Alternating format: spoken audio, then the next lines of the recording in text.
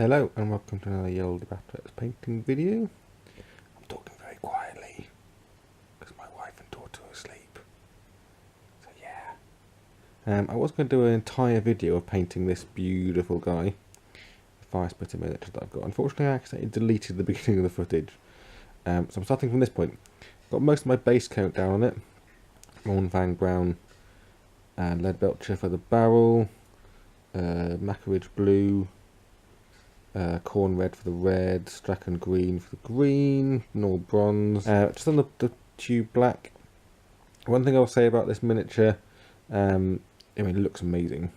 It's definitely, I think, become my favourite Moonstone miniature already. If you come to paint it, my advice would be paint these guys separately, then glue it on, and don't glue the barrel on until you've painted the rest of it. Now, I don't normally, personally, do that. I don't normally separate bits before I paint, but for this guy I would do that if I did it again. I haven't tried to pull the bits apart because it's resin and I think it'll just snap. Because I have found it difficult to get to some of the little bits under here.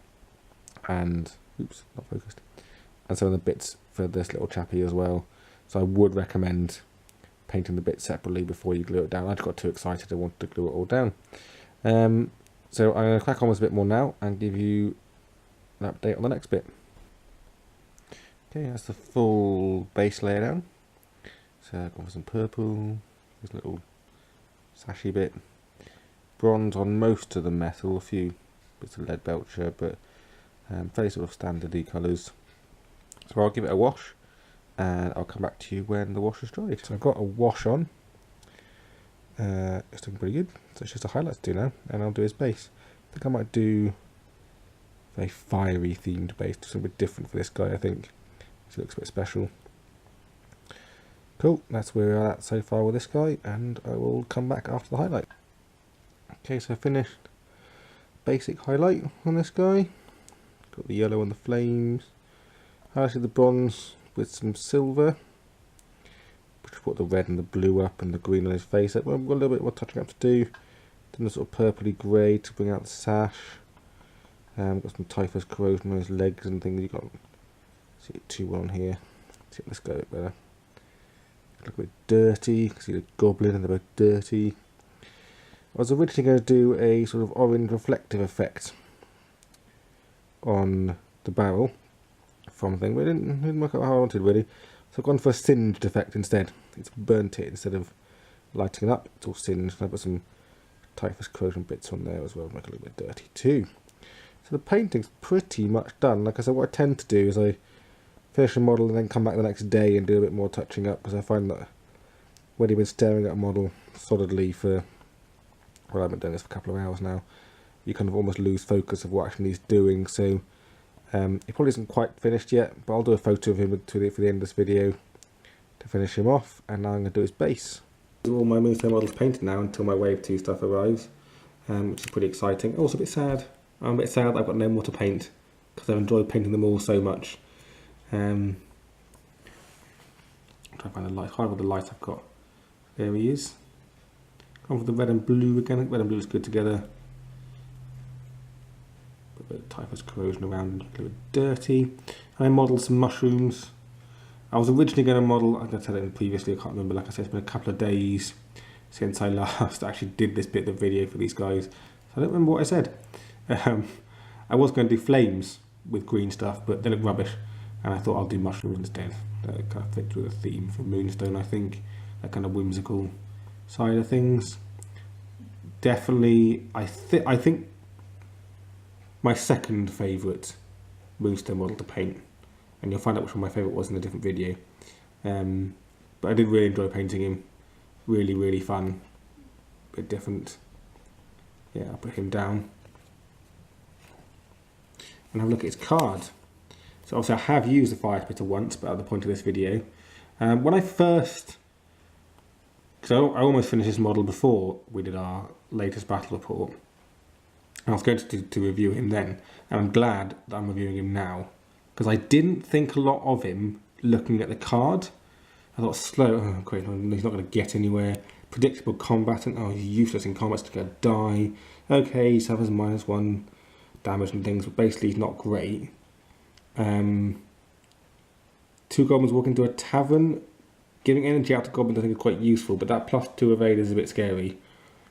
I guess it depends on, if you're facing a troop, and they've already used their arcane abilities, like Flintlock's already gone, then it's not too much of a concern.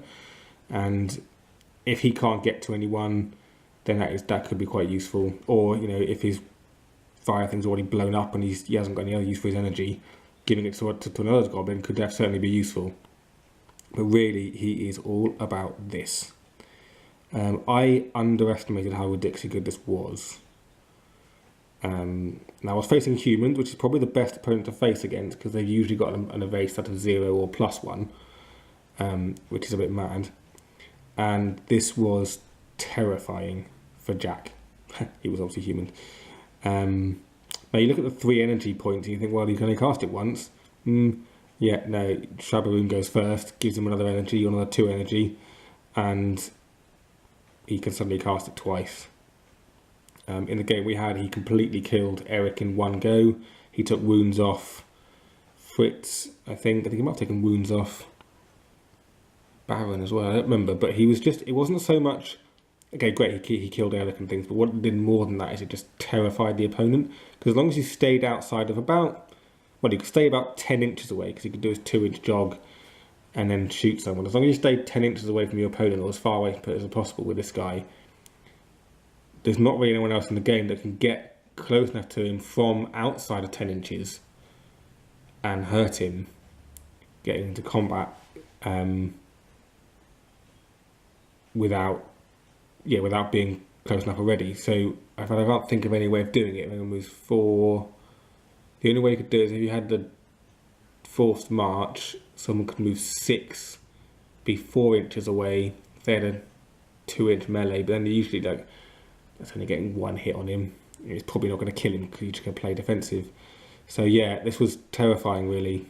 The fact that it's magical, if you get a 2 or 3, you're doing 4 or 6 damage, which is horrible. And he's got an arc in 5, so it's fairly reliable. If you want to keep him somewhere almost in the open, focus again. If you want to keep it somewhere in the open where he's got a big firing lines, and what's also quite fun with it is, obviously, I think Shabaroon and Firespitter together are a necessity. If you're going to take Firespitter, you need Shabaroon in there as well, because one, you need extra energy, you want to be able to transcombobulate him out if he does get into combat, but also this catastrophe. You could use him as a suicide goblin. If he's got 2 other people in combat with him or something, and he's already activated, you're thinking, I could kill those 2 guys. You just cast Goblin Luck on him, make him blow up, and just kill everyone. Just do 4 damage on the people around him. That's pretty horrible.